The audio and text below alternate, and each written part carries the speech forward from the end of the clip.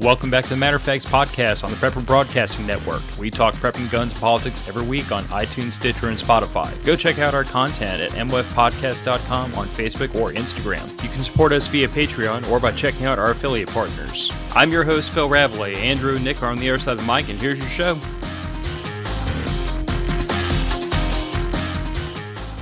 Welcome back to the Matter of Facts podcast on the Prepper Broadcast Network. I am doing my absolute level best to be a tiny bit more professional than usual, and that will be immediately screwed up by my lack of sleep, lack of caffeine, or Nick. Yep. One of those three things will derail me. Look, I have to do my best to keep the patrons happy, and some of them like when I derail you, so there you go. Some?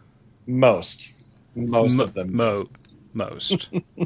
Most. Just the ones that voice their opinion. Correct. The rest of them, I'm pretty sure they go along with it too. I occasionally give in to peer pressure, but only when it's funny. I was about to say, peer pressure. Throw the air quotes up, bud. I think our patrons are mostly our peers. I guess what I'm saying is you don't need to be pressured to derail me for your own amusement. That is also correct, yes. I know.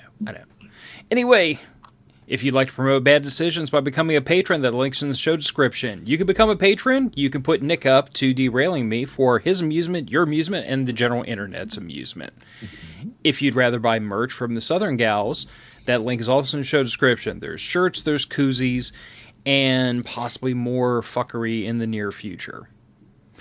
And if you'd rather prevent war crimes with Disaster Coffee, use code MOF so we can tell that I instructed you to go buy coffee. Mm-hmm. Because remember, the monthly subscription service has been turned off, so now you must be reminded on a regular basis to go buy coffee. I need to buy coffee on Sunday. Although I will say this much, if you're a habitual user, then I won't have to be the one that reminds you. Your coworkers, your spouse, your priest, your local police officer, someone's going to remind you need to be caffeinated.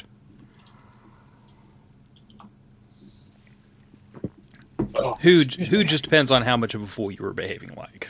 True. Or what day of the week it is when you run out. Yeah. We had a guy at work one time, didn't let us know that we were out of caffeinated coffee. So the fucker started mixing in decaf, cutting in decaf with the caffeinated coffee, because he said, coffee's coffee, it's fine. And y'all... We had migraines for a week and a half until somebody realized what he was doing. We were having all of the furnaces inspected for carbon monoxide. Turned out one of them was leaking carbon monoxide, so some of the headaches might have been related to that, but most of them were probably withdrawals. Yeah, definitely caffeine withdrawals. And I'm assuming somebody beat his ass in the parking lot or something, right? Because that's justified. He was given motivational coolant tank cleaning duties. Motivational coolant tank cleaning. Mm-hmm. Yeah, for anybody that's in the chat that's ever served in the military, that's blanket party levels of re-education. Yeah. You've got 8 to 14 inches of clearance depending on the machine, and most coolants that we use nowadays are what's called a water soluble oil. Yes, it occurs. I don't understand the chemistry behind it. It's witchcraft. But what it does do is biodegrade over time and turns into this weird amorphous sludge that grows all manner of terrible smelling bacteria. So you have to empty them out now and then. Very unpleasant, I take it. Wildly unpleasant. Good, he deserves tight it. Space. He did deserve it. I mean, normally that's an apprentice job because the apprentices tend to be a little smaller of gut and they fit in the space better. He's a large man. Then perhaps he should learn not to mess with people's coffee. He hasn't since. Learning does occur sometimes, it seems. Learning has occurred. All right, taking a quick look through the chat before we get to talking. I see the Proud Texan complaining about why hasn't the show started a full 17 minutes before we went live. Fair. Because, he's usually the one that's a half an hour late and then telling us to start over. So, there's that. I see a Raggle Fraggle. Raggle, the chemical you flush it out with is water. Because it's water soluble. So basically what you do is you siphon out all the old stuff and then hose it down and continue siphoning it out until it's cleaned out. Sounds gross. Dr. Scary Guy is also with us. And And I see your wife. My wife is here. Hooray! The coolant smells horrible. Does the coolant smell worse than used heavy gear oil? Can used heavy gear oil smell like a rotting corpse? That's right. You didn't spend time working in mechanic shops. No, have you ever... strictly machinist shops. Well, and for a bricklayer and a farmer and a couple other things. So have you ever changed the gear oil out of your rear end of your truck? Nope. I pay a man with a fancy lift to do that. Okay. That stuff is some of the worst smelling crap to come out of any automotive vehicle ever, anywhere, period, in discussion. It's god-awful smelling.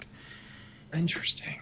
You can put it in, drive around the block, and dump it out, and it already smells like it's friggin' like burnt ass. Huh.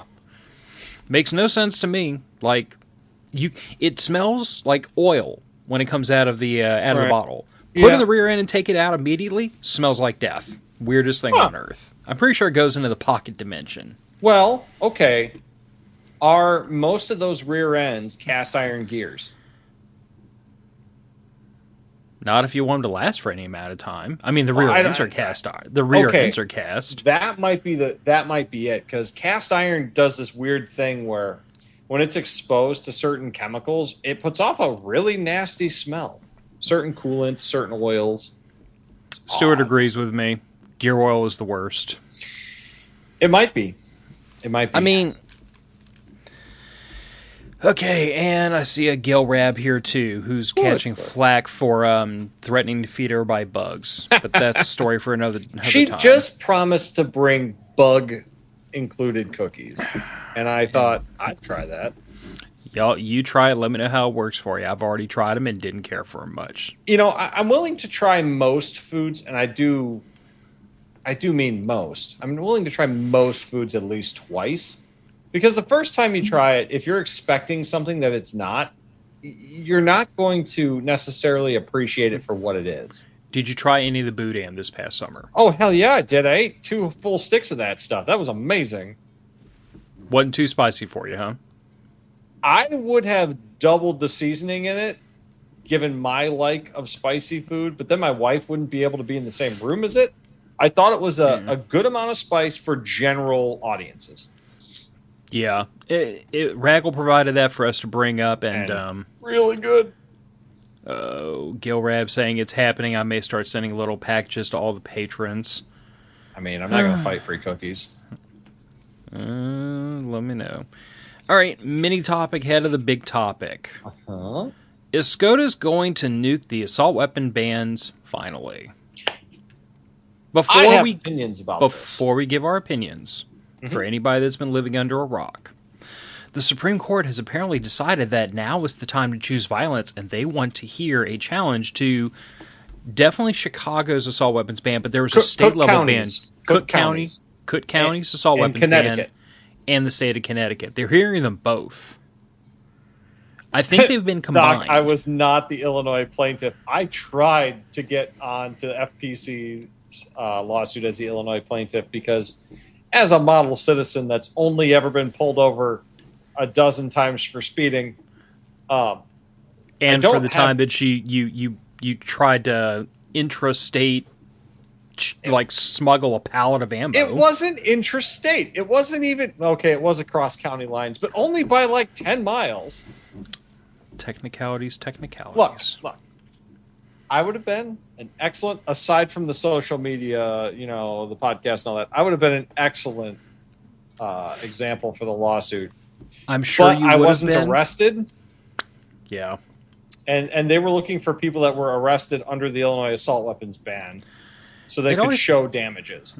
It always makes me wonder when, you have to commit a freaking felony in order to have standing to insinuate that the state has usurped your rights. When it seems to me like being the very stripped of my private possessions is not usurpation of my rights enough, apparently. I tend to think it falls under that whole right delayed is a right denied thing, and the simple fact that they have preemptively denied that I have the right to do something is in and of itself damaging. But who am I? FPC's concern, and I did speak with a couple of their people and one of their lawyers about it because I'm fairly active in my local area, as far as Good on politics goes. Well, it's the only place my voice will actually make a difference is when I can, let's say, call all of my county board members on their personal home phone numbers and leave them very long and detailed messages about what I'm upset about, because that is the level of communication access you have with local representatives. FPC said that because they allow a registration, the state allows a registration, they're concerned that without someone being imprisoned or charged, that SCOTUS would say, well, it's no different than the FOID card, and be less likely to take the case seriously. So the more damage that they have, that they can show for an individual, the more likely the case is to progress through the courts and actually be heard. Yeah. Even though the arguments would be exactly the same. It would be. But, Yeah. All right, let me punt Stuart in here first, because he left his opinion in chat, and then you and I can... So, Proud Texan 365 saying, sorta, there will be mass shootings in the month before oral arguments, and in response, Roberts and Barrett may flip or water down the ruling. Very possible. Look, you and I were saying right before we went live that based on patterns in history, you have an opinion. So I do. My opinion is, given the Supreme Court's ruling in Bruin and how they applied the constitutionality of various other laws, in that there has to be a like kind rule from, 1791, when the Second Amendment was ratified?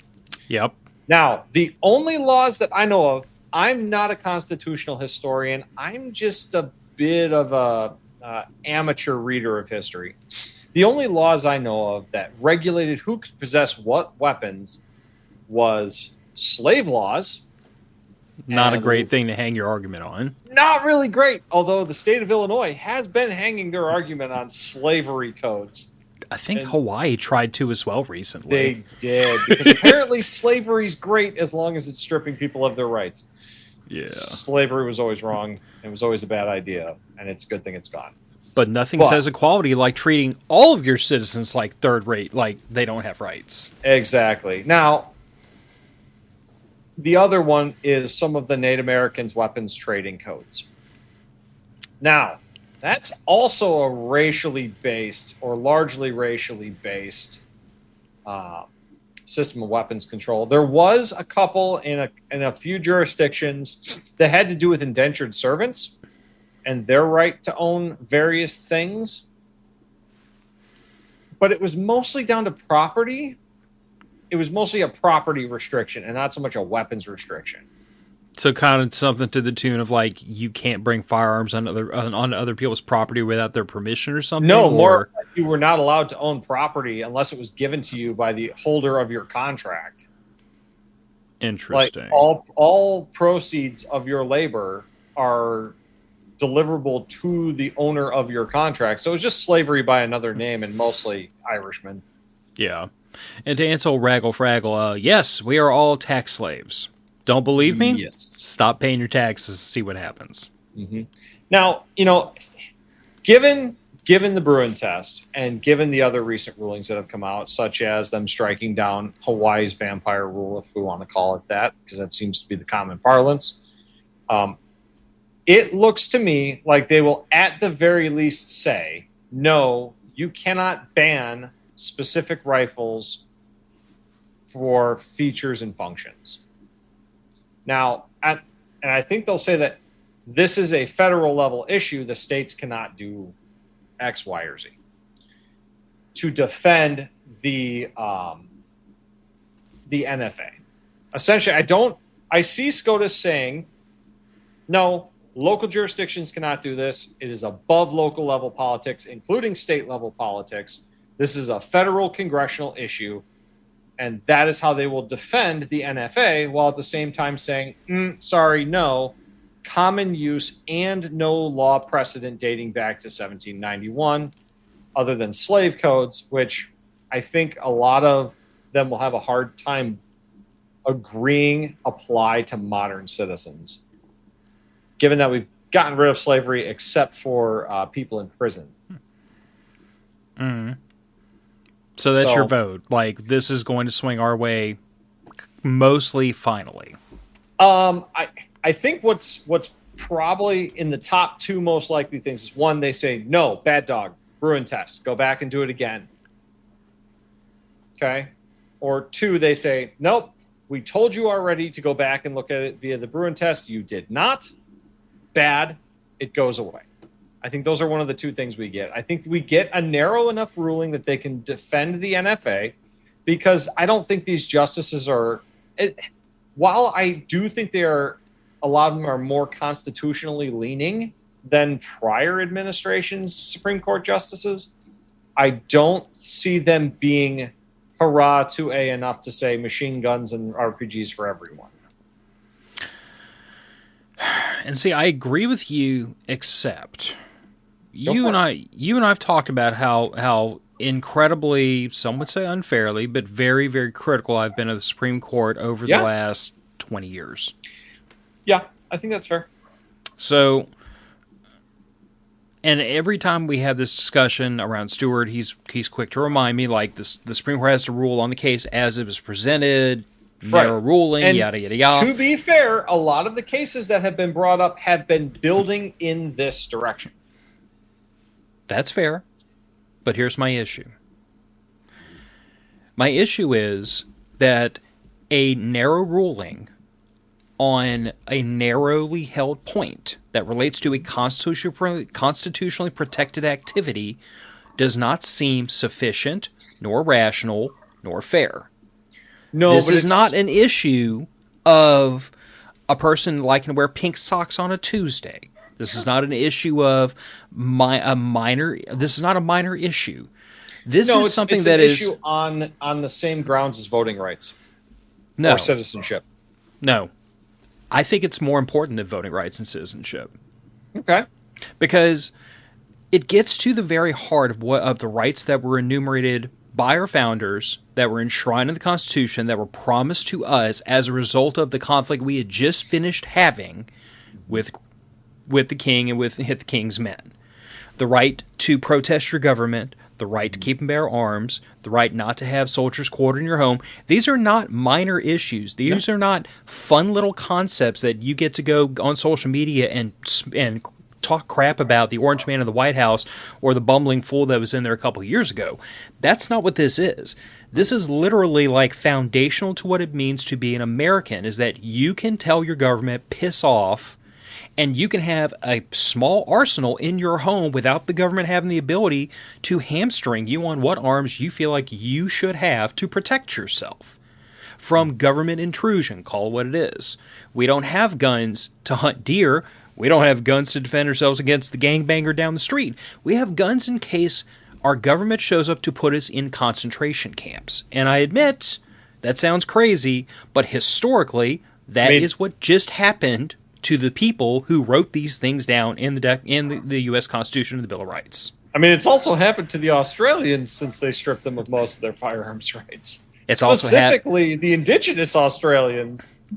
It also happened to Native Americans. It also happened to like whole host of ethnic minorities all across the United States over this nation's history. Like, let's be adults and admit that this has happened a time or two. So my issue is, this is not a minor issue. This is not something that is like voting rights or citizenship. Those are important issues, but this I think is more important.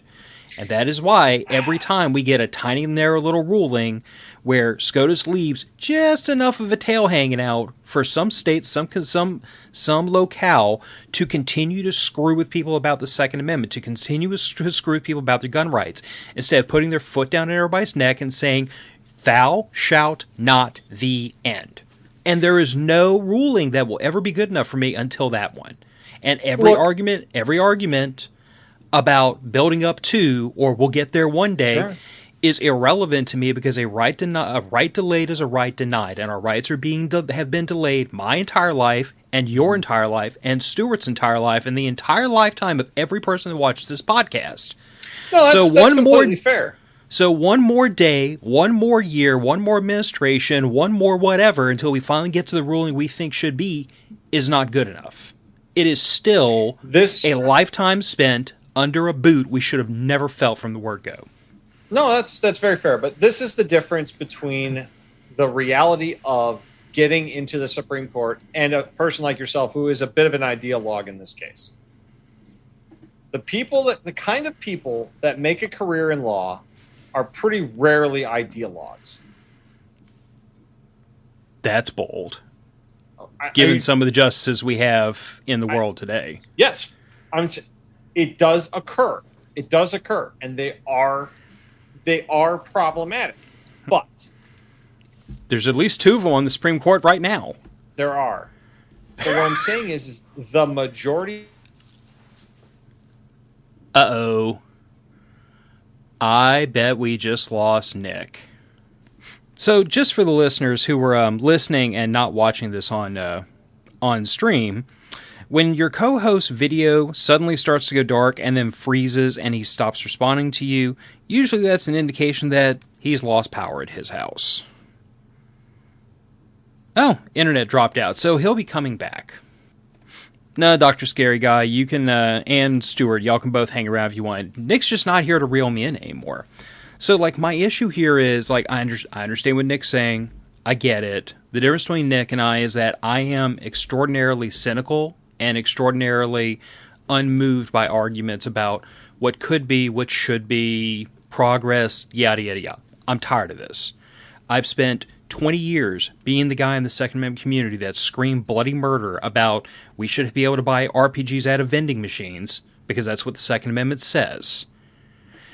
And I am sick to death and tired of being told over and over and over, we need a little victory here, we need to be patient, we need to be good law-abiding citizens, because good law-abiding citizens do what the king tells them to. This nation was founded by people who shot at the king's men because they were doing stuff they had no right to do. So, all I'm saying is, I'm sick and tired of waiting for the Supreme Court to finally say what the Second Amendment has always said, and that be that. My internet stay dead. Yeah, well, right before you froze, everything behind you got really dark, and I was like, oh crap, did he just lose power? I did. My computer stayed on. Everything but my internet stayed on. But, hey.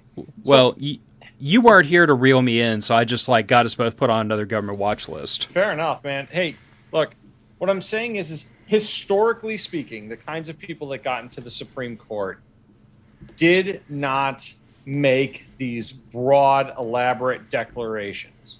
Not historically. Not really. If you look back at Supreme Court decisions for a long time, it was a lot of milquetoast decisions that were at least acceptable to both sides. And it was a lot of milquetoast justices that were acceptable to both sides. It's not been until the last, I'm going to say 40 years. Christ, the 60s is longer than that. We're in 2020. Call it basically since the 1960s that we've started to get these more aggressive justices, some of them on the Supreme Court. And Supreme Court doesn't have that rapid a turnover. So, I mean, look, Ruth Bader Ginsburg was the radical justice of her time when she was elected to the Supreme Court. Look how long we had to deal with that bullshit. Mm-hmm. And even she herself admitted that some of her rulings would never hold up long term. Look. Which, I guess you're making your point, but I feel like you're kind of making my point too, though. I am, because my issue here is that you're right. Most of these decisions have been incremental and milquetoast and this, that, and the other. But my issue is the ones that benefit us tend to be the narrow milquetoast ones, and the ones that screw us over tend to be the ones that swing really hard the other direction. Oh, absolutely. They know where their bread is buttered, man. They know who the CIA has a gun aimed at right now, and I guarantee you it's the Supreme Court justices too. They killed a president at least once that we know of. I mean, I'm pretty sure they smoked a Chief Justice, but that's neither here nor there. There's not insubstantial evidence to suggest that that's possible.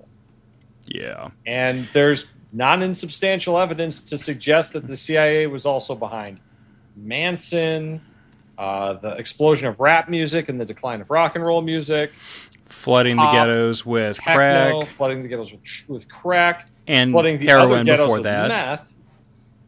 Yeah.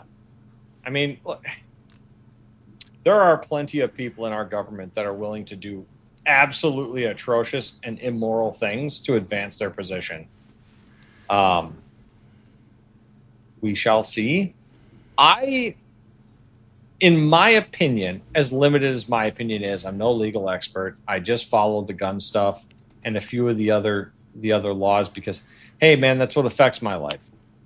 A lot of the trade regulations and stuff, that's what affects my living pretty much. It seems to me chances are higher that we have a ruling that at the very least opens it up a bit for us in this case. I don't think Cook County already got slapped down for their pistol ban. They're going to get slapped down for their AR-15 ban, in my opinion. I think Connecticut is going to take the same thing. I think they're using this as a backdoor to deal with PICA, because PICA is kind of all of the most terrible gun bans rolled into one. And if they can get Connecticut's, which is not that dissimilar to PICA, then they can get most of them nationwide. I live to be proven wrong, bud. Oh, look, I don't think this is going to solve anything. All it's going to do is delay the Democrats in these states long enough that, hey, we get a liberty year before they pass another one. Yeah. Because they will just do what they always do, and they will rewrite it with 3 different words, send it again and say, sue me in 10 years. Which is when Phil has to be the one to say that until these assholes can be individually held liable without the air cover provided by the government and their office for the bullshit that they're trying to get passed, there will be no change. No, not real measurable change. Either that or tarring and feathering in Minecraft. You know, I don't know that tarring and feathering would solve this issue, because the kind of people that we are dealing with are ideologues of the opposite bent, and they would make themselves out to be a martyr because of it.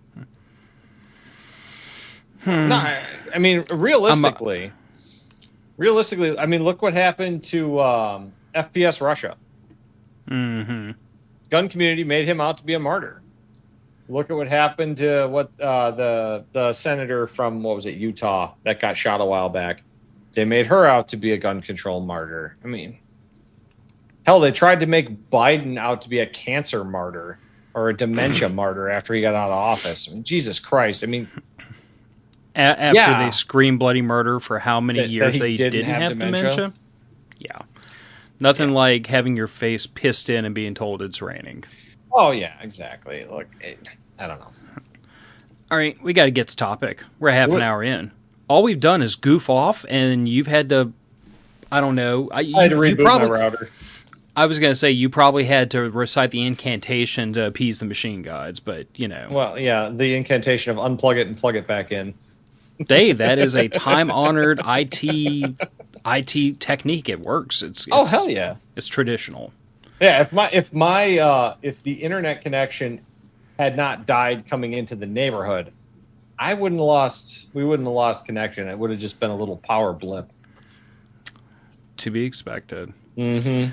All right, so the topic for the day is, how do we take a person from a beginner shooter to a novice? Mm-hmm. But before we talk about that, I think we have to first agree on what we consider a beginner to be. Sure.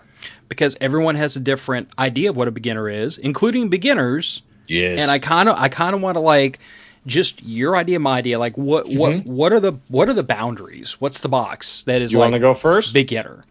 So I tend to think of a beginner as a person who, in order to be at that beginner level, I think you're a person who is like, you've done some basic firearms familiarity. You know which end to point it downrange. You know which end to put it against your shoulder. You know basic firearm safety. May or may not know how to field strip your weapon and clean it and everything. May or may not be zeroed, but you can at least get out to the range and safely handle the firearm. Okay. Maybe not using correct techniques. Mm-hmm. Maybe not hitting the target that often, but you can at least get out there and, like, be safe without shooting yourself or somebody else. I call that beginner level, because I feel like once you get much past off of that X, Now we're progressing towards something more like a novice, which is where I'd like most people to get to at a minimum. Mm-hmm. But I feel like it's important to point out like what I consider to be a beginner versus a novice, because I feel like a lot of people probably think they're still a beginner when I say, no, you're probably closer to a novice than you realize. Like once you get to the point where you're reliably making gap to jump. Yeah. But at the same time, like what I've seen in the last several years is I've seen lots and lots and lots of content come out that's aimed at the beginner. It's aimed at the brand new gun owner, the person that just bought their first firearm. There were hundreds of thousands of newly minted firearm owners during COVID who were rushing out to gun shops, buying up everything they could, whatever ammo they could get a hold of, any magazines they could lay hands on. And hopefully that ammunition and those guns and those magazines all work together. We had a funny incident at the gun dealer I go to. He's not a gun shop. He's a kitchen table FFL. I was there at the same time as another guy who's brand new to guns. And he had ordered some ammunition from our gun dealer. He had ordered 38 special. Okay. Tracking. His pistol is a Walther PPK. That's 380 auto. That's not 38. That's not going to work very well. Special. She don't fit. And Dan was very forgiving about that. Dan's a great guy. I got to try to convince him to come on one of these shows one of these days. He'd be a funny guy to have on. But yeah, I mean that's the point at which I kind of drop everybody off and say, okay, y'all are beginners. Like you've got some stuff, you know how to handle yourself safely. You don't quite know the right way to do anything yet, but you can at least go out to the gun range and teacup grip and miss half your shots at 10 yards. But at least they're going into the berm, and at least you're not flagging everybody. Like that's beginner level to me. How I tend to qualify it is you can go to the range safely by yourself. You can manipulate the weapon by yourself safely. Maybe without not handle assistance. all. Right, exactly. Okay. Maybe not handle all of the malfunctions. But there are some malfunctions that are more complicated and more difficult to deal with until you've seen them or seen it demonstrated. Where I think you cross into novice from beginner is where you start to take that next step into seeking greater education for yourself. Like my wife, I've considered her a beginner shooter for a long time. She has just started getting into going to shooting classes on her own, motivating herself to do better and looking to improve with purposeful intent. Mm-hmm. That's when I think you cross out of beginner territory. Okay. I mean, that sounds fair. It sounds like our appraisal of what's a beginner versus a novice isn't really that far off from each other. Not really. I think to get, in my opinion, to get to the novice shooter category, or to at least enter the category, you need to be purposefully critiquing yourself, seeking to do better in a structured manner. Because you can go out and, hell, I've got cousins that when they go out to the shooting range, they plink tin cans, and that's all they've ever done. That's probably all they're ever going to do. Shoot golf balls, shoot tin cans, shoot cans full of tannerite, shoot at an old busted down car, whatever. That's in other words, shooting for leisure more than to improve. They're really, it'd be no different than them throwing black cats out the window of their truck as they're going down the road. I mean, they're just making noise, really, is what they're doing. Occasionally, stuff moves downrange. That's really where they're at. The difference is when you decide to take that and try to better yourself with intent. That sounds fair. Mm-hmm. So let's start off having a discussion about like where I approach this from the perspective of like several people that I've tried to help them improve in their shooting. And the very first thing I'm always like very quick to do, and I prefer to do this in a sterile environment, like no live ammo, away from a range. Yeah. This is the way I did it for my daughter when she first learned to shoot. We were here in my office, right over here, with no ammo anywhere in the room, and like I showed her the proper way to hold her little .22 caliber, chipmunk. Perfect. And proper way to get her cheek on the stock, proper way to line up the sights. We actually took and duct taped an empty 22 shell to the buttstock so that all she had to do was like touch her cheek to it, and she was in the right. Because I was trying to teach her like get into a natural, get into something that's comfortable. Don't like crane your neck really crazy forward or anything, but wherever your cheek touched the stock, I want it to be in the same spot on the stock every time. Mm-hmm. so that you start to build muscle memory as far as this is the way this should feel. So I duct taped an empty case to the stock, so all she had to do was touch to her cheek, and she knew she was in the right spot. And everything else, her hands just wherever they reached. Mm-hmm. But that's always where I start, is like, this is the proper way to hold this firearm. This is the proper way to load it, to unload it, to make it safe, to make it ready to fire. Like, this is the proper way to do all these things. And I saw Raggle mention a minute ago, like, administrative stuff. And there is a certain amount of gun handling that's not just shooting. It's how to administratively handle the firearm. To your point, can they go to the range and manage themselves by themselves? Mm-hmm. If I have to unload the firearm for you, you're not at that point yet. Correct. But my goal for my daughter was, when I started teaching her to shoot, was that I can put you on the line and I can tell you, load the gun, unload the gun, put the safety on, I can coach. I may have to talk her through some of these things, because she was 7. Yeah, that's reasonable. But she knew how to do it, and that was very important to me, to show her, like, from a baseline, this is the right way to do all these things, the right place to put your hands, make sure your muzzle, make sure you do it this way so the muzzle stays downrange, you're not pointing up over the berm. But I think you always have to start from a perspective of, like, proper technique for whatever firearm you're dealing with. I think the thing you skipped over right there that I really want to hammer home is you cannot critique your own technique. It's very, very difficult. You really, really can't. I mean, once you've done shooting enough, like Phil, when you and I were on the line the other day, as a beginner, you can't. As a beginner, you can't critique your own shooting. I'll agree with that. You and I can both tell when we pulled a shot. The second we squeeze that trigger, we know that shot's going out wild. I literally told you at one point, while you were watching me with the spotting scope, I pulled the trigger. I'm like, I pulled that. Yep. And, like, I don't know where it went, but you very obviously, I heard you say, "Oh yeah, you did." Yeah, you did. It wasn't even on the steel. But yeah, I as soon as I saw the trace in the air, I was like, that's gone. It's not going to be anywhere near where it's supposed to be. I couldn't see the trace in the air because my head was down back behind the scope, but, like, just I felt it. I felt the trigger pull, I felt the release, and I immediately knew, like, I don't know where that went, but it did not go where I wanted it to. Yeah, and look, this is why having a friend or having a range officer or whatever, if you go to the range and there's a range officer there and you're the only two there, and you're a beginner shooter, grab him and say, "Hey, if it's okay, can you watch my technique and help me? Can you tell me if you see something I'm doing wrong?"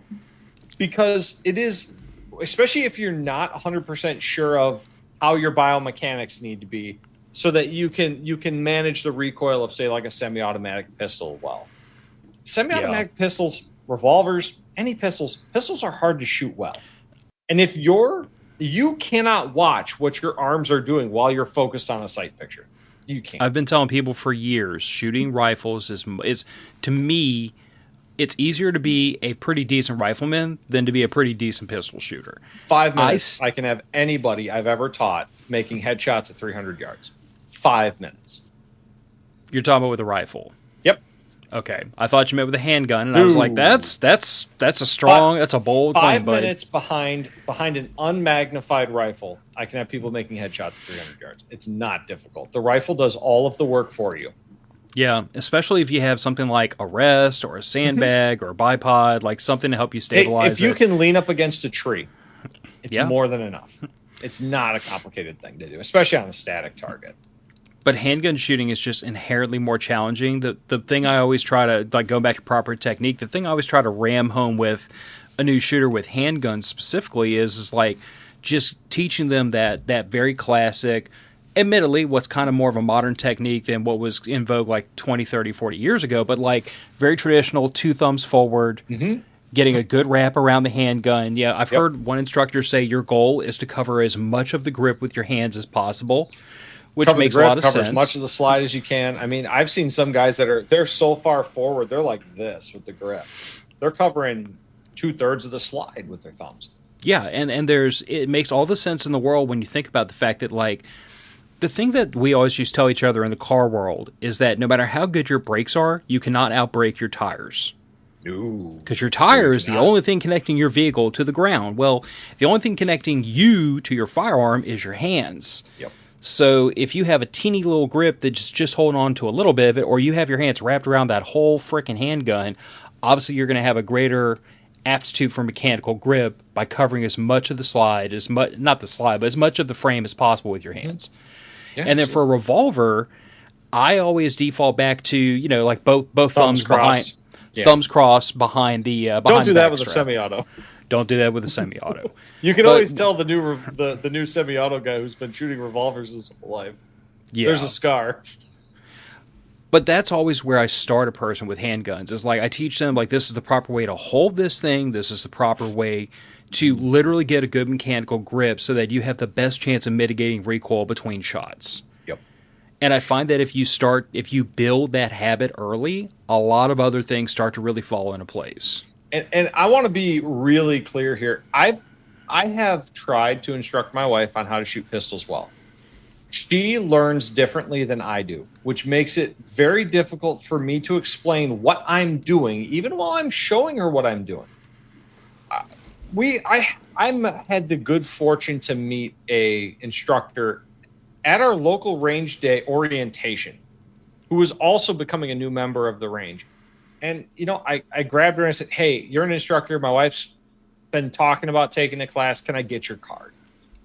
This lady, I'm not sure how she explained it to my wife, but it took her shooting up amazingly better. Just in how she explained the different way she explained how to grip the firearm, how to hold onto a pistol correctly. Because the technique she now uses is exactly what I was trying to explain to her. But for whatever reason, the way I was explaining it wasn't landing. This is why instructing is a skill all by itself. It is. Oh, it absolutely is.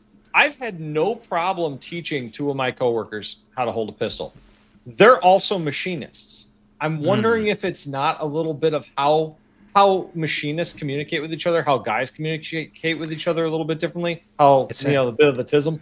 I was about to say, it sounds maybe like the tism is linking up. It could be. It could be. I mean, it could be that these guys are used to learning a task in, I will first show you the task. You replicate the task I showed you, and I will correct you as you do it. And they're used to learning in that way, where she's used to learning in a different way, which is why I'm really big on trying multiple instructors. Yes. There is almost no downside to it. Instructors, quotations, I'm talking about go shooting with your husband, go shooting with your girlfriends, go shooting with your guy friends from work. Have other people look at it, because maybe they have an explanation for how to do the exact same thing the other people are telling you that just clicks with your brain. And it might be something as simple as they might notice something that the other person that was trying to show you something didn't notice. Exactly. Yeah, very much could be. So handguns is one thing. I'm going to make some generalizations about rifles and shotguns that the audience will have to forgive me for. But I feel as though the proper technique for a rifle or a shotgun is going to depend somewhat on the individual weapon. Like if we're talking about like an AK versus an AR versus an M14 or a Mini 14, or if we're talking about a traditional hunting rifle or a bolt action or a lever action, like there's some generalities as far as like where your hand should be and like cheek to stock and basic things like that. But as far as like proper way to load the firearm, to unload the firearm, to administratively deal with things start to diverge very, very, very quickly, because there's a lot of variety in the rifle and the shotgun world. I dealt with this in shotguns, just in learning how to like load, unload, do slug changeovers and everything on my A300, when I realized that some shotguns, thank Christ not a Beretta, but like if you run the bolt handle twice, you continue to eject shells out. Well, the Beretta 300 is a smart semi-auto, but not all of them are. No, they are not. And it was heartening to realize that was the way mine was, because I kind of clicked well with the way my brain works. But like I could totally see where a person that was trying to learn shotguns from someone with a different shotgun system would run into some teething problems, where it's like, well, my shotgun doesn't do that. So for those that don't know, there are 4 basic types of shotguns. There are dumb semi-autos, which every time you cycle the action, it shucks a shell. There are smart semi-autos, which only activates the feed lip and brings another shell up after the trigger has been pulled. There are dumb semi-autos that work like a dumb pump, and there are smart semi-autos that work like a smart pump, where the only time it activates that lifter to bring up a new shell is if the firing pin has moved, if you've pulled the trigger. That's the big difference. And that makes a big difference in how you handle administrative reloads and ammunition changes. Which we'll talk about drills later, but this also means things like how to load and unload the firearms suddenly become a little trickier with that semi-automatic smart shotgun, because I can't just sit there and run the bolt handle a bunch of times to dump everything out. Mm-hmm. And what's Can't worse do the is 870, hold the safety switch and just keep racking it. And even more concerning is if, let's say, I pull that bolt handle twice, it stops spitting shells out. I assume the weapon's unloaded. It's really not. I've still got a whole hammer on it. I've still got a whole tube full. Thank God, nothing in the chamber after you run the handle the bolt handle twice, but still. Jim, we shall see if they are selling like hotcakes in Illinois. Like I said, I'm optimistic, but I'm not. It's not a sure thing. I'm pessimistic, but I'm pessimistic strategically, because either I will be pleasantly surprised or I won't be disappointed. I'm going to tell you this. If the Supreme Court does not rule on this very obvious case of infringement of a right in a 2A positive direction, we're done, folks. We're done. Based on y'all's compliance rate in Cook County already, I think everybody's already done. Yeah, there is that. I think Illinois is still hovering somewhere around 2.5% based on the state's estimation of how many ARs there are. And that's not an accurate estimate. Not even close. I mean, given how the nation reacted to the pistol brace ban, I just 0.25% compliance, and we knew exactly how many were manufactured. I'm sorry, not the pistol brace ban. The bump stocks, bump stock ban, even lower. I think the American people are starting to lose their taste for this nonsense, which is why I'd really love SCOTUS to finally get with the times, pull their panties out of their butt, and do the right thing for once. I just don't know if I believe it'll happen yet. That's fair. But I live to be proven wrong. I would love for Phil to be proven wrong. I will subject myself to all sorts of tomfoolery if I am proven wrong. It will go down. But I think we're in agreement. Learning proper technique requires at least a second person, if not three. I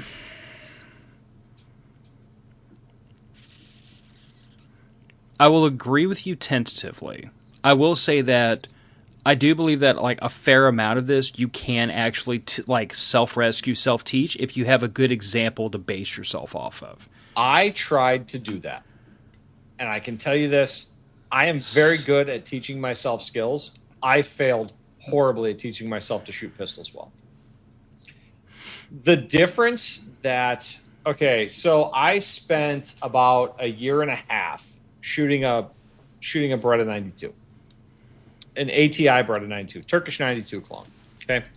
Double single action pistol. It's exactly like the Beretta 92. Here you go. Rachel was taught the banana and apple technique for gripping the gun. I have no idea what that means. I need an explanation because next time we get her on, we'll have her explain it. That almost sounds like something that came out of a sex ed class. I think if I'm envisioning it correctly, it's hold it like a banana and then wrap your hand around the apple. That's what I'm guessing. And the way I tried to explain it to her was, the way it was explained to me is that you're applying forward and rear pressure with your dominant hand, and you're applying side pressure with your non-dominant hand. You know what I bet the difference is? What's that? Banana and apple is a visual reference. Could be. You can't see when someone is saying hey, apply pressure this direction like this. They can't see the pressure being applied. It's the difference between a visual and a technical explanation. That's probably why it worked better for her. It makes sense to me because you do get into, there are people that, and Rachel knows this because of her profession, but there are different styles of learning, And if her individual style is not auditory or visual, right, then her instructor literally gave her a perfect analog. An analogy that she can immediately apply to what she was doing. I'm so glad she went to that instructor, because I would never have thought to explain it to her in that way, because that's not how my brain works. It's just not. And this is why instructing is its own skill set, because good instructor can figure out how to teach you anything, even if they themselves are not the best at it, because teaching is the skill. I think I think we might have hit on it. Good. Hey, you know what? Whatever it takes to explain it, to teach it to people. Look, my brain doesn't work like that. I can teach machinists, because a lot of us think remarkably similar. And I think it has something to do with the structured nature of the system. We are actually discussing this at work with the intern the other day. He's like, there's a lot of autistic people in this building. I said, buddy, that's the industry. So if you're not okay with it, you best bail now. Yeah. Well, before we move on to the next bullet point, proper technique. So I made a comment to you the other day about how I still to this day see a lot of chicken wings at the rifle range and a lot of teacup grips at the pistol range. And that's a lot of what I wanted to try to hammer on about proper techniques, because I truly believe that, like, if you teach someone, and admittedly, some of this has changed over the years, some of this is still changing and modifying itself as we go, but I think if you teach someone the proper way to build a firing grip, to build a firing position, to arrange their body biomechanically to work with the firearm and not against it, then you're immediately having a better time dealing with recoil. You have a more stable platform. You're going to get less fatigued over time. It can only improve your shooting, and that all goes towards elevating you from that beginner guy who's like, chicken wings up, shooting the AR and kind of bumbling around the administrative work, to the person who has a good firing grip, elbows down, good biomechanical platform to allow themselves to stabilize that weapon, and they can start to do real work, fine-tuning little things once you have the basics down. Absolutely. Look, anything you can do that improves your ability for control passively, because that's really what proper technique does. It improves your ability for control passively because you're using the structure of your body instead of fighting it. To answer Raggle, no. I very rarely see someone like one-handed shooting handguns unless it's something like target shooting, bullseye, like Olympic style, like that. But like no serious defensive work is being done one-handed unless it is one of the things we're going to talk about later, which is to practice one-handed drills. Yep, that's fair. Look, I have seen people shoot at the range, one-handed dueling style shooting. I've seen it. I tend to not stand near those people because they also tend to be the people that don't know how to load or unload their firearm without pointing it at the booth to their left, if they're right-handed. Yeah, which is why furthest right-hand booth is usually the best place to be in a public range. This is true. All right, so before we start talking about live fire drills, I did want to detour in here to talk about dry fire. Now, in the name of full disclosure, there was a long time ago, I thought dry fire was the goofiest, most boring bullcrap on the face of the earth, and I never wanted to do it, and I thought it was nonsense. I did not advocate for it, and I certainly didn't participate in it. Sure. And then, COVID happened. And my local gun range got closed down because it was on state land for quite an extended period of time. I had a very similar experience in Kentucky with red dots on pistols. Weren't a proponent, and then you tried it and was like, this isn't as bad as I thought it was. No. I tried a bunch of red dots on pistols. And I think the issue is down to the prescription of glasses I used to have. It was not correcting well enough for my astigmatism. And so those dots, at one point, you ever been driving down the freeway at night and you get that flare that lights up your entire windscreen? Oh, yes. Because the asshole coming at you never turns off their high beams in a lifted F-150 because it's always that guy or a Beamer. Or you just have astigmatism and you're looking at normal headlights. Yeah, well, I'm trying to get people to relate that don't have an astigmatism. But every red dot I had ever tried up until we went to Kentucky. And I have prismatic optics on a couple of firearms in my safe. That was the only ones I could use because of the lens flare. So bad. The dot, it wasn't a dot. It wasn't even a starburst. It was the entire lens was a cloud of red. So I'm like, fuck, I don't know. Kind of in the right direction. Pull the trigger. I think that my new prescription that I got a couple of years ago, and I hadn't tried a red dot since. I tried one of Chris's, one of our patrons, on his suppressed 22, which, oh my God, a suppressed 22 with a red dot is just the funnest shit ever. You want to know what's funny? I was in my late 30s before I realized I had an astigmatism, because all the years I had spent looking at bright lights and red dots, I just assumed everybody's eyes work that way. Right. And it wasn't until somebody mentioned, like, oh yeah, you know you have an astigmatism when a red dot looks like a cloud. I was like, it's not supposed to. Well, I knew I had an astigmatism. I didn't know what it did. I just knew that's why my eyes were fucked. So point of order, though. I had 20/10 vision when I was younger. Oh. Which, think about this, I had 20/10 vision and astigmatism. Oh. So I could read street signs like a block away, but bright lights kind of mess with me. I did figure as a kid that the lights were just really bright. But that's kind of my point, is that it never even occurred to me something was wrong with my eyes, because I was like, these are the only eyes I've ever had, and I figured out how to make them work. So yeah, my eyes were bad enough I was getting migraines in high school. Yeah, well, as evidenced by the fact that you're wearing glasses in your 30s and I'm 43, and I can still pass the eye exam, the DMV, without them. So I'm not getting them yet. Yeah. But anyway, yeah, I technically can pass the DMV test without them, just barely. Just barely. So I always do. Not like you memorize the art chart or anything. Look, let's not discuss who's memorized what. But I can tell you this, I've had my glasses stolen by a river once before. And if it ever happens again, I don't want to get a ticket for driving without them. Fair.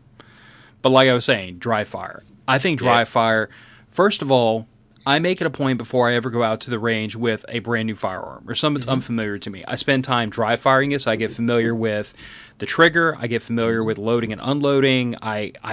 You and I have talked about the fact that I have dummy rounds for every cartridge that any of these firearms fire. Same. And that is mostly used to run drills so that I know how to load the firearm, unload the firearm, do all the administrative work, how to clear malfunctions. I make sure I beat all that into my head before I ever go out to the range for the first time, so that when I have live ammunition and a range full of people with live ammunition, I'm not the rube that's out there bumbling around with a gun that doesn't know how to work it. Right. So I think dry fire not only can teach you, it can not only help reinforce away from the noise, away from the recoil, away from the concussion. It can help reinforce good habits like having a nice stable trigger press. It can help reinforce habits like correct posture, correct grip on the firearm. It can help reinforce the things you really should be learning at this point, which is like administrative and malfunctions, hence clearance. But you can do all those in a sterile environment with no ammo, no risk. No pressure from other people around you either. Yes. Because, look, anytime you introduce pressure in a new task you're trying to learn, it makes it harder. It does. I mean, look, if you don't believe me, download one of the free shot timer apps on your phone and see how big your groupings start to get if you've never shot under a timer before. I just realized I have these things right off camera. Nice. So you know what these little things are, right? I need to buy those. So this is a Manus X10. Mm-hmm. That's a fun little dry fire training aid that we've talked about on the show before. Part of my my push to get myself back out to the range and back to getting my training back on schedule, I actually pulled these things out and charged them recently because that's how long they've been sitting around. But like for dry fire, something like this is really helpful. It kind of bridges the gap between just doing regular dry fire and actually running drills. It can give you some feedback to help get you pointed in a better direction, especially if you don't have the second person in the room watching your technique. Yeah, I would never call it a replacement for a good trainer, because it certainly isn't. But it certainly beats the hell out of like trying and guessing. Exactly. You remember those old pie charts that every range had hanging on the wall that were completely fucking bullshit? My range still has them, but yes. Yeah, so does mine. And I make fun of it, and sometimes people stick sticky notes on it of, no, this is what you're doing. It's not the gun, you just suck. Yeah, it's not the gun, you just suck. Oh, my range does have a "It's not the gun, you just suck" poster on the wall, which is great. I love that. Excellent. Yeah. But yeah, like I said, if you are the person that wants to spend some money on cool stuff like this, I like Manus' stuff. None of this was given to me. I think this might have been a slight discount, or this was one or the other, but I paid my own money for a fair amount of this stuff. I do all of my dry fire just with snap caps currently. I would like to get a Mantis system because I'm going to start doing holster work, and my wife is going to be starting to do holster work here coming up. So that will be very helpful. But that was the thing I was going to say. Manus is cool. Manus is fun. Bare minimum, I highly recommend you just go get some snap caps. Or you can make your own if you happen to have a reloading press. You literally just take a bullet, smash it into an empty case. I like to fill the primer pockets with a silicon RTV, preferably blue, because then there is no debating at a glance that is 110% not a live round with blue goo pouring out of the primer pocket. Raggle, no. The Mantis will not prove that it is the gun. The only thing that will prove it is the gun is you give it to a person that is a good shooter, or you put it in a pistol vise or a rifle vise system. So I will say that in defense of the Mantis, what this will not prove that the gun is definitely the problem, but this will help you to not add to the problem. Put it that way. Now I will say that as far as like how well this thing works, I believe it works because I got curious one time and I put the barrel clamp, because this thing comes with like a variety of attachments, one of which is literally just a clamp to go around the end of a barrel. I clamped this onto the very end of my 308 Winchester's barrel. So I was like as far away from me as possible. I'd get the most range of motion if I goofed something up on my side. I was trying not to game the system. Yeah. I put this on it, and I put a blank round into the chamber, got myself into a good firing position on the on the bipod, had my fist underneath the rear of the stock, exactly the shooting stance I get into when I was doing load development for this thing. And I breathed on that trigger. Now, I have it on good authority from the president of this company who was on this podcast years ago that the best shooters he's ever seen can occasionally hit 100 on this thing. Mm-hmm. On a bipod, in the prone, I was able to hit like 99.7s, 99.8s. Mm-hmm. But I can also group 4 rounds together 100 yards. Sorry, Stuart's right. Not blank round, a dummy round. That's fair. But the point is that I know, and this is bearing in mind that like normally I'm shooting in like the 80 range, maybe 85s with handguns, with carbines when I'm doing more dynamic drills. So like I can definitely see, and as a point of order, when I first started teaching my daughter how to shoot, I put this on her 22 and had her snap the trigger, I think, 20 or 30 times and watched her score climb from the 40s up into the low 70s. Yeah. So, like, they're great training aids. They can definitely help make dry fire more appealing, more structured. It kind of turns it into a video game, and that by itself has value because it kind of encourages people to, like, try harder. It does. It does. It's any training aid that provides you with feedback, it can help you improve. To further address Raggle's point, I have shot a lot of guns, a lot of handguns. I have shot a lot of other people's handguns. I have gone to the range quite a number of times with beginner, novice, and very, very new shooters. And I have only ever one time seen it be the gun when the gun was not hitting where you were aiming. Only one time, and that was a Taurus revolver. And when I took it home, I said, let me take a look at it. The barrel was bent. That'll do it. The barrel was bent. Now, that's not to knock Taurus. I guess it could technically happen with a Smith & Wesson. I've never heard of it. But the barrel was bent. I mean, there was a clear and obvious defect in the firearm. I have heard of, I think it was, I want to say it was a Kimber rear sight being out of location from the factory. But it was so clearly out of location that when the guy pulled it out of the box, he said, oh, weird, that sight's off center. Let me move that back. And then they drifted it back, and it was fine. Maybe the set screw didn't get set right. Rough handling in shipping, I don't know. I've only ever seen it in real life once, and I've only ever heard of it a second time. Usually it's not the gun. So before we get to drills, 2 comments. So Dumpster Fire Real was saying he was watching the Cabin Meat podcast and missed this live. Oh, no. 7:30 p.m. Central on Thursdays. Unless something weird happens, we will be here streaming. So unless it's a holiday on Thursday, typically, or we're in the summer meetup. Yeah, I mean, there are exceptions to the rule, but the rule is the rule for a reason. Mm-hmm. And Raggle Fraggle asked, out of curiosity, how many shooters have you come across that had a natural talent for shooting? 0.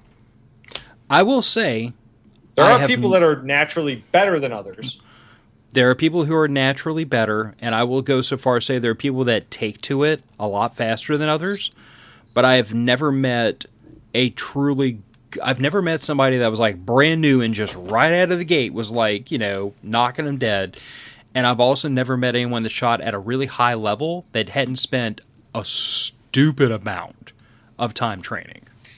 I will say this. The people that take to shooting the fastest are the same exact people that if you brought them into a new workplace, they're also the people that are going to excel the quickest. Not because they're talented, because they take instruction well. Diligent. And they're diligent. They take instruction well and they put in the work. My daughter took to shooting very quickly.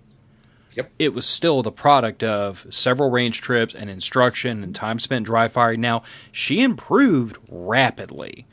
Yep. But quite frankly, everything she's ever done, she may have inherited a little touch of that from me, but like anything she says I'm interested in this, she goes into it full blast. Mm-hmm. Until she gets bored with it, and then she's like, okay, I'm over it now. But as long as she hasn't gotten bored with it, she is full blast, all the work, all the time, kicking her butt, trying her best, and she improves rapidly. So there is some shocked. level of physical aptitude, though. Like, if you have a person with a physical disability that causes tremors, they're probably not going to be a good shooter. It's just going to be harder for them. They're not going to be shooting, bullseyes at 1,000 yards without an extreme amount of practice. Potentially, but I still think that if a person is willing to like put in the work, they could outshoot. Sure. They could outshoot a beginner without those handicaps if they put in a lot of work. Oh no, absolutely. What I'm saying is that there are people that, because of their physical abilities or inabilities, have either an easier or harder time with it. But it usually comes down to the people that are willing to practice and that are willing to take the instruction. I'll go with that. Jeff Jag. Stewart tried this same maneuver saying he's here now, start over several times, and we told him no, so the answer is the same for you. Mostly because it's funny. Mostly because it's funny. But if we're not going to do it for Grandpa, we're certainly not going to do it for you. Fair. He doesn't have nearly as much time left as you do. Yeah, well, he also lives close enough to me to like make a day trip to come straighten me out if he really wanted to. He definitely could. Although I'm pretty sure I could placate him with Southern cooking and booze. Yeah, probably. All right, drills, and not the fun electric kind. No, not the fun electric kind. And I'm going to go I'm going to say that to me when we have a discussion about drills aimed at beginners. Firing drills are the last ones I recommend. Yep. Once you cross that line into a novice shooter, yeah, you're going to be doing a lot of live fire drills. Yeah, well, I guess what I mean is like, like your Mozambique and your Bill drill and your pyramid drills, your and dot 1, 2, 3s, any of those. Yeah. Yep. All that stuff, that's great. That teaches you a lot of like problem solving in real time. It teaches you a lot of recoil mitigation, but they are not the drills I advocate for a person to go from beginner to novice. Because at that point, when the sum total of your ability is I know how to like safely conduct myself at the range and not shoot myself or anybody else in the foot or the face. Yeah. I think a lot of the drills I recommend people undertake are really things like administrative drills, reloads, stoppages, malfunction clearing. Like, I want a person to be able to competently handle the firearm when it misbehaves, because firearms are mechanical things and they do misbehave sometimes. They do. I want you to know I want you to know what to do if you get a stovepipe. What happens if you get a double feed, a failure to eject, a failure to extract? That can be really exciting if you've never done that before. I want you to know what happens if your AR suddenly decides it's time for Pornhub time, and it tries to shove 3 rounds into the chamber at the same time. By the way, that doesn't end very well. No, and that's usually a bad magazine. It's usually a bad magazine. But here's the trick. You and I know how to deal with that problem almost immediately, right? Because we've worn out a couple of magazines. Yeah. Rack the friggin' bolt to the rear, lock it in place, dump the magazine, give it a good hood shaking, get all those rounds out of there, double check your chamber, double check your feedway, and then pop a new magazine and go back to work. But for the person who's only ever like magazine in, drop the bolt, bang, bang, bang, and then all of a sudden it does something unfortunate. Yes. And let's say I got to run the charging handle. You run the charging handle, now you got 3 rounds fighting to get into the chamber. You flip this over, look at the charging handle, or look through the ejection port, and you're just looking at a group activity that shouldn't be taking place in there. The way my shooting instructor that taught me how to shoot carbines well said, when in doubt, rip it out. If there's a malfunction going on and you're not sure what the hell's going on, rip the magazine out, dump it on the floor, start racking the charging handle and see what falls out. Because at the very least, you've taken the mag out of the equation. Yeah, Raggle says, I've never done a single one. I'm terrible. I wonder what he's referring to. He's never worn out a single mag? I mean... He hasn't shoot more. I haven't worn out a mag since I was enlisted, but I'm pretty sure those mags were already worn out when I got them. They were. But to be fair... If I understand Army regulations, they have to be worn out before the boots get them. But to be fair... Never done a single drill, Raggle? Shame on you. We will peer pressure you into doing many drills. But I question if he's thinking about drill the way I'm talking about drill. Probably. I'm talking about something as simple as like, have you ever trained how to mitigate a failure to feed or a failure to eject? And if you haven't, dry fire out of a holster. It's a drill. And if you haven't, it's really really simple to reproduce. Get yourself some friggin' dummy rounds, pop your ejection port open. Drop one into the ejection port, and then run the bolt handle real fast. Now you got 2 fighting to get into the chamber, and we now have a party. It's time to do work. I guess my whole thing is like the drills I recommend are first and foremost from a defensive shooter's perspective. If the gun goes down, you need to know how to get the gun back up and hot as fast as humanly possible. So I'm going to teach from a defensive standpoint. If your gun misbehaves, this is the first thing you do, and if that doesn't work, then you need to like slow down a little bit, investigate a little closer, maybe try to work through the problem. But your immediate action is always immediate action for a reason. Like that's something they beat into us in the Army. Is if your AR misbehaves, you do this, and this quickly, automatically, and then if that doesn't fix the problem, now you have to turn your brain on and look at things. Exactly. Yeah, because look, the vast majority of the time, if your gun goes click instead of bang, usually it's a dead magazine. Your mag is empty, and the bolt just didn't hold open for whatever reason. It happens sometimes. Maybe because it's dirty. Maybe because your hand was finger fucking with the slide release. Maybe because you been guilty of that before. Didn't go fully into battery or fully to the rear of the recoil cycle. Have you done that before? Ridden the slide 100%. hide stop? 100%. I used to do that on my XDM all the time. That's when you have a really exuberant thumbs forward grip on that handgun. I did. And you know what I just started doing is I would just shoot until I got a click, drop the mag, slap a new one in, rack it. Treat it like an AK. It happens so often in training for competitions and in competition shooting that I just dead. All right, dump mag, rack. I obviously tap rack, click a second time, dump the mag, new mag, rack, go. But I have found with a different firearm, this does not happen. With my MMP 2.0 compact, I don't have that issue. Don't know why. It's probably because the slide release is in a slightly different location.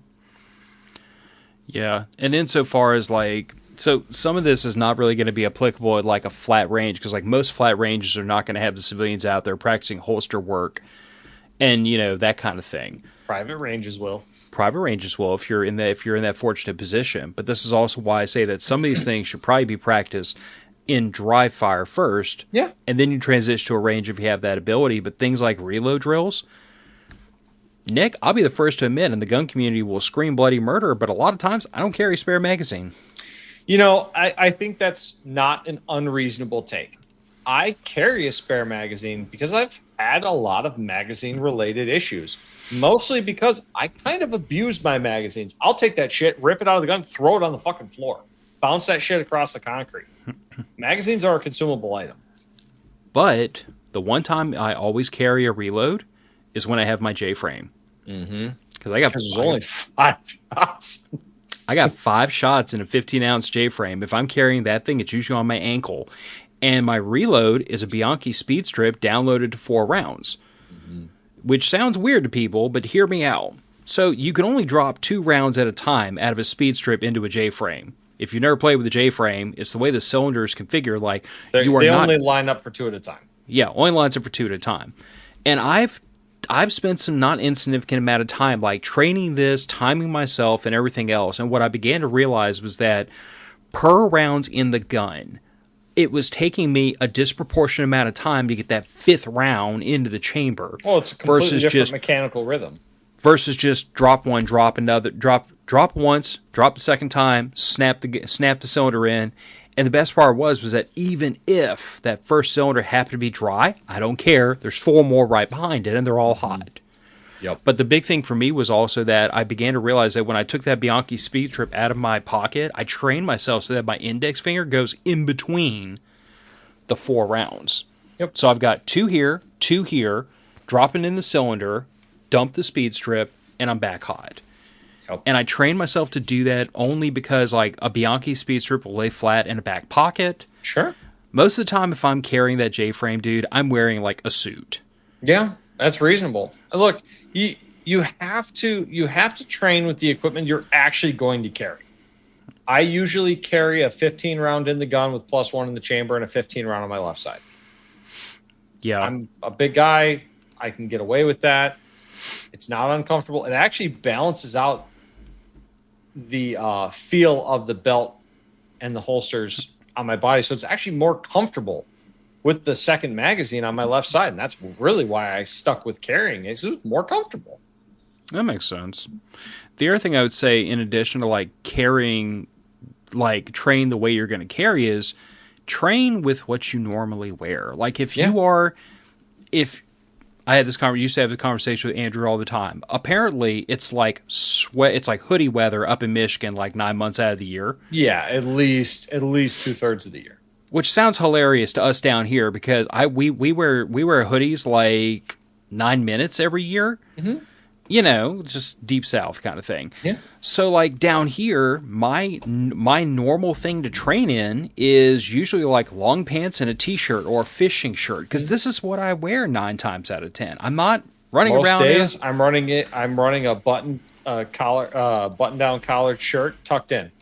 Yeah. So I have more shirt to clear over my away from my gun than if I was wearing an untucked shirt. And that's kind of the point I'm driving towards, is if your normal way is, I like to tuck in my shirt, then you better train like that so that you know how to get the shirt up, how to clear the gun. You're training consistently. I have to pull my shirt up this far to make sure I'm clear of the gun. and not cheat the system and be like, oh, I'm going to train in a t-shirt, but I'm not going to wear that when I'm out running errands. The number of shirts I have torn, ripping that shit out from between the holster and my belt is maddening. I have a not inconsequential number of t-shirts that you'll notice on the right hip at about 2 o'clock have just this little scattering of holes in them from the belt clip, that little metal belt clip, just the corner just rubbing on the shirt for years. Yep. If you know what to look for, it's not hard to spot the guy that carries all the time. No, especially if you wear like those, like the Huck fishing shirts that I like. You'll notice the right-hand side of my shirt is more fuzzy because the M&P grip is functionally sandpaper. Yeah. And the other thing I would say is, like, you know, we had this discussion not too long ago. We were talking about how, like, my CZP09, the holster I have for that gun is a level 2 retention holster. Mm-hmm. I personally, more power to y'all if y'all disagree, but I personally do not believe in open carrying firearms in many circumstances unless it's in a retention holster. That's reasonable. The P09, for me, is never a gun I would try to conceal because I'm not that damn big, and that's a 1911 sized firearm, except it's a double stacked 9mm, so it's even thicker.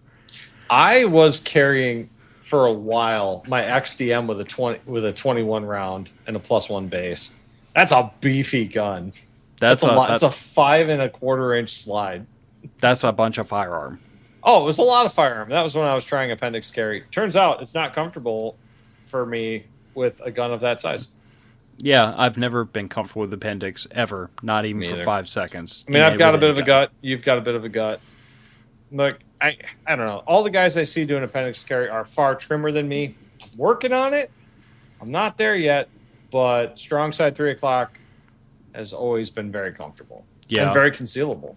Strong side 2 to 3 o'clock, right in front of the midpoint of the belt line, works perfect. Mm-hmm. But I guess that's kind of the thing that's the thing I always point out to people is however you carry is the way you need to train. Yep. I train with that gun out of a level 2 retention holster because if I'm ever wearing it, it's open carry, wide open, with the thigh strap around my thigh. And it's a mid-ride holster, so it's not like a thigh holster, and it's not like, you know, way up on my belt. It's a gun that I would never try to conceal. But for that reason, it's in a retention holster. So when I train with that gun, I train to be able to release the retention, to draw it in such a way that it will actually come out of the freaking holster the first time. It's a very different draw stroke than it is with like my inside the waistband or my outside the waistband with my carry gun. Absolutely. But whatever you're going to, however you're going to use this thing in reality, if it's an IWB under a shirt, train like that. Yep. If it's an outside the waistband under a hoodie, train like that. But you need to train the way you're going to carry. So, Brago brings up a good point that I hear from a lot of people that are getting into concealed carry. I hate wearing oversized shirts, so concealed carry is a chore. I don't wear any different size clothing when I concealed carry. The key is you find a holster that is suited to your gun and your body shape. That's the key. For me, it's a crossbreed style holster. You know, one of the big, long bastards. Actually, you know what? I have one without a gun in it right here. A crossbreed style holster that spreads out the gun and a very high quality belt. Do not get about with cheap, crappy belts. Get a gun belt. Get a specifically made gun belt or find your local crazy horse girl and ask who does her saddle work. That crazy old bastard down in his basement will make you the best leather gun belt you will ever buy. I will say that there is merit to having like an honest-to-God gun belt. Mm-hmm. And I personally, like with inside the waistband holsters, I've never felt like I was printing hardly ever.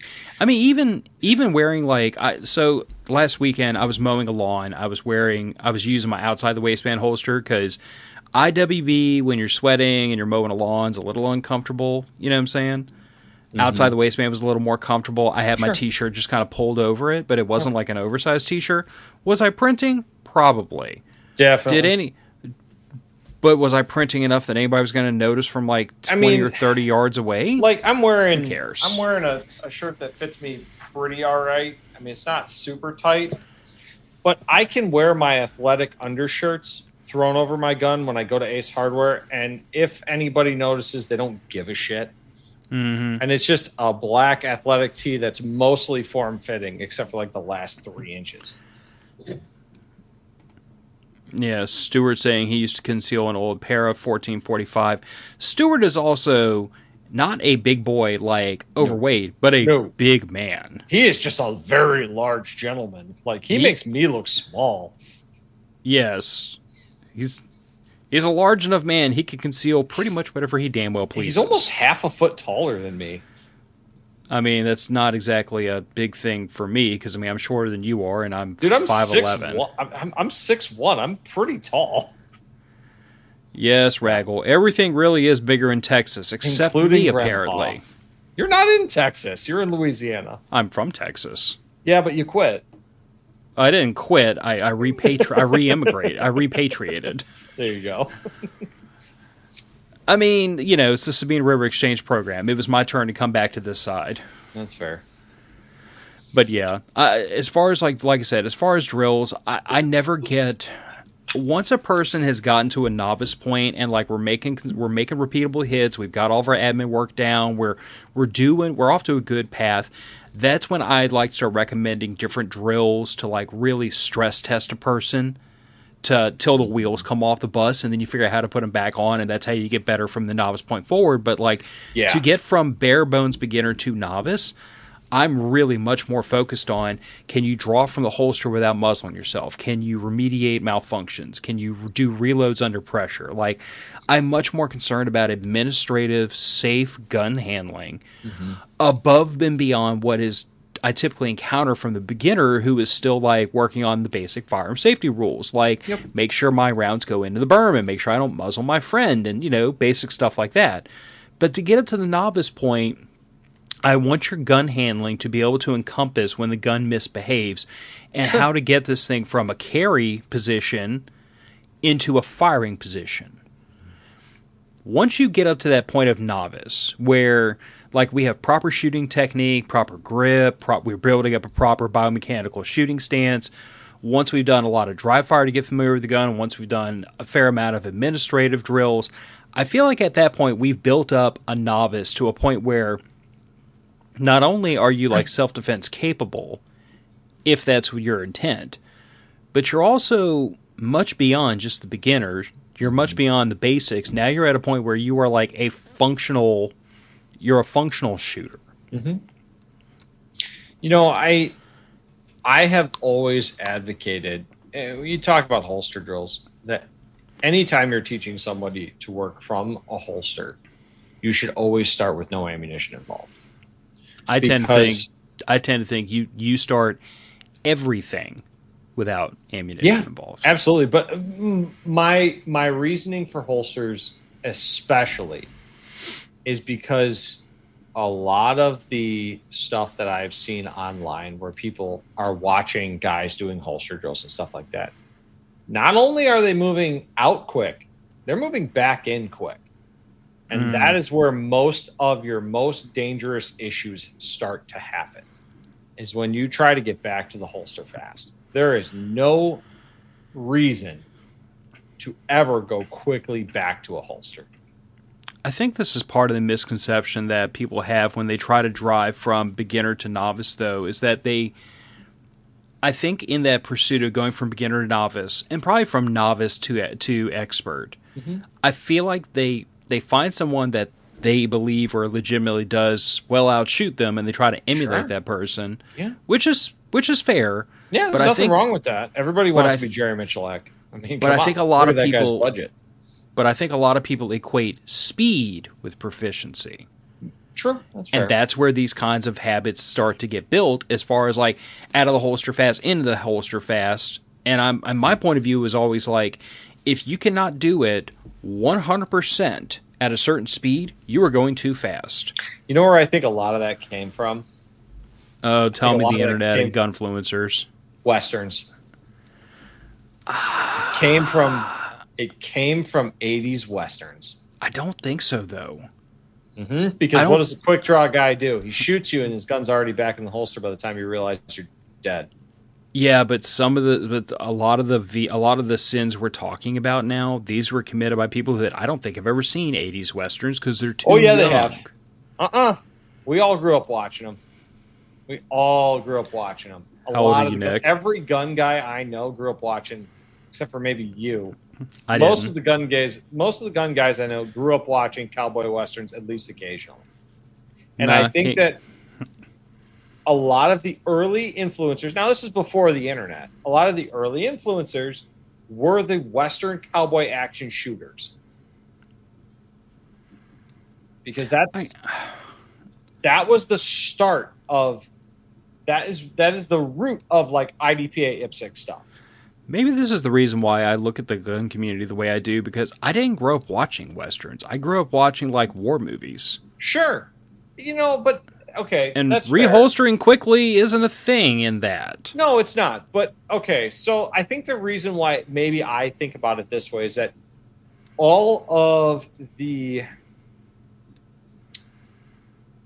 people that I've been involved in shooting with, the older class of individuals that were like the founders of the local IPSC club, they got their start in cowboy action sports.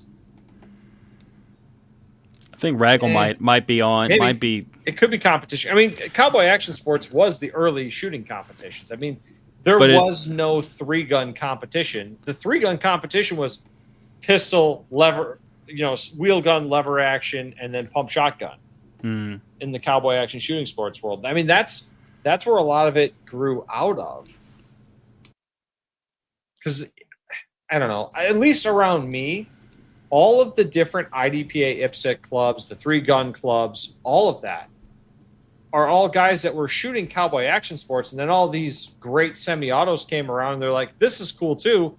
Let's take cowboy action shooting sports setups and just do it with semi-autos.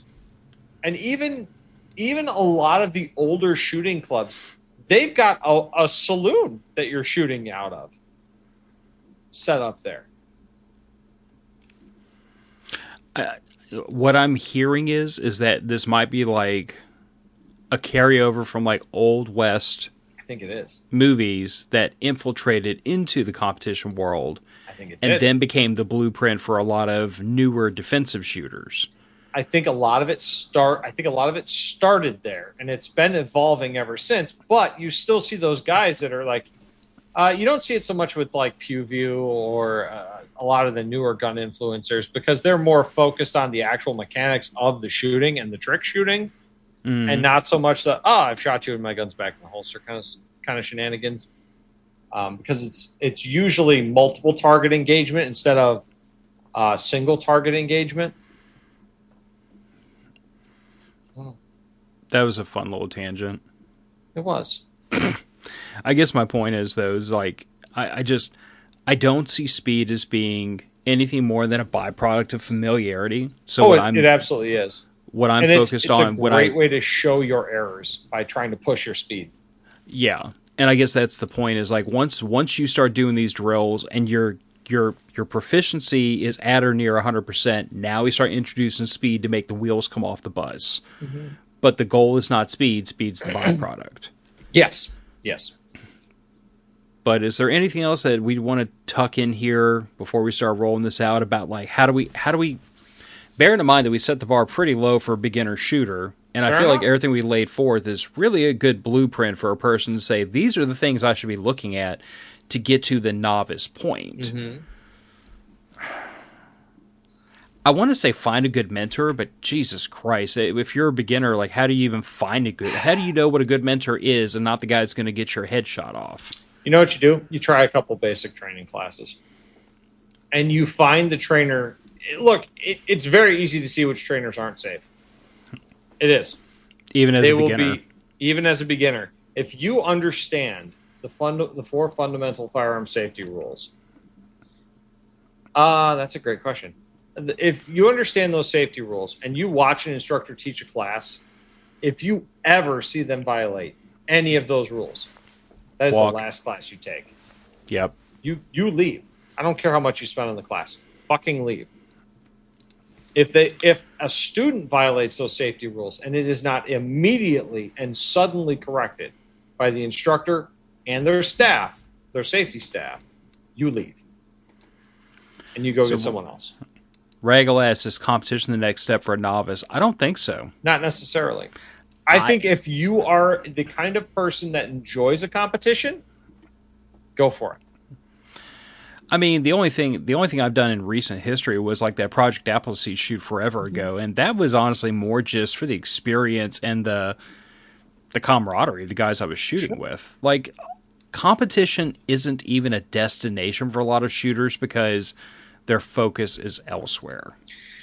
I think competitive shooting is a lot of fun. I think it's a great way to drive yourself to train, to like motivate yourself to train. If you're the kind of person that's motivated by that.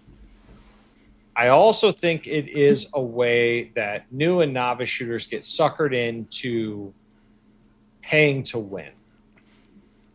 And I've seen it. I've seen it and seen it and seen it and seen it. Most recently at the orientation class I took at this new range, just about everybody at the new member orientation wanted to get into the concealed carry base so they could do holster drills for IDPA, IPSC practice, or for their concealed carry practice. There were 3 of us wearing concealed carry rigs throughout the orientation, and that's what we shot with. There were 2 guys in particular that were wearing the raced out meta rig that you see on all the top level competitors. Mm-hmm. The 3 guys that were wearing the concealed carry rigs that were serious about their self-defense were faster out of the holster, were faster to first shot on target, and were faster with follow-up shots because they had put in the reps with their system. They weren't buying the better system. Instead, they were training with what they had, and they could excel because of it. Like maybe that person's like, hey, I've got plenty of money to throw at this hobby. I'm going to buy all the best stuff for the hobby so that I can learn the hobby. They tend to not, in my experience. They tend to not. Yeah, but that's almost why I see this path diverging where like the Venn diagram where it's like defensive shooter or competition shooter, they're going to overlap. There's a crossover. There's a crossover. But, I mean, I'm a defensive. I train primarily for defensive shooting, and I also do a little bit of competition now and then. I'm getting back into it. And I don't do competition and don't know that I ever have felt the need or the want to go do competition. I would like to do some training classes, but that's for me not to compete against somebody else. Just different strokes for different folks. So here is how I look at competitions. I don't look at the competitive shooting world as me competing with the field of people. I look at it as me going blind into a match, competing against my prior performance at the other match I went blind into. And the other people there, they're doing the same thing. Look, I'm probably not going to win when I walk onto a shooting sport field. I'm not Eddie. I'm not Jerry Michalek. I'm not Pewview. I'm just a dude that likes to shoot guns. So I'm competing against my prior performance, my shot on target percentage, like my A-zone hit percentage. I'm looking to up that while not losing par time. Or my split time on the shots. That's what I'm competing against. I'm competing against myself. The fact that there's other people there and I'm getting to see all the cool guns and watch everybody do their fun thing and we're all having a good time together, that's just a bonus. That sounds reasonable. All right. Let's punt this one out the door, man. It's been an hour and a half. My wife asked me before we started if this was going to be an hour long, and I grinned and said, I don't think so. We had at least a half hour of SCOTUS. Yeah, we did have a half an hour of SCOTUS and a slight intermission for your power blinking, but, that's just a thing. Yeah, we're on the edge of a severe thunderstorm somewhere around here. We're catching Illinois' 200th tornado or so, something like that. I think Illinois is the new Tornado Alley. That's unfortunate. But if you decide you want to if you want to immigrate down south, I'd be happy to help you hunt for property. Not that far south. It's so hot. We have Louisiana weather currently, and I'm not a fan. I mean, then you have a chance to get used to it. Oh, Raggle Fraggle saying don't forget the admin work. I did the admin work at the very beginning of the show. I didn't distract him that badly. No, because I've learned my lesson. I do the admin work at the very beginning before Nick gets engaged. Just you wait. You're gonna not be vigilant, and I'm gonna get you. I'm sure. Anyway, this is a Matter of Facts podcast. We're going to go out the door. This has been an hour and 40 minutes of bitching about SCOTUS, followed by how to take a beginner shooter and get him to a novice level. And if you are a beginner, I hope you'll take some heart in this, that you're not as far away from being novice as you think you are, and the work can be done fairly quickly and easily. You just need to commit yourself to it and look at this as you're not competing against the knuckleheads on Instagram or the knuckleheads on YouTube. You're competing against who you were yesterday as far as shooting. And if you get better than that guy, you're already doing better. All right. Matter of fact, going out the door. Good night, everybody. Bye. Talk to you later. Stay out of trouble. Yada, yada, yada. Night.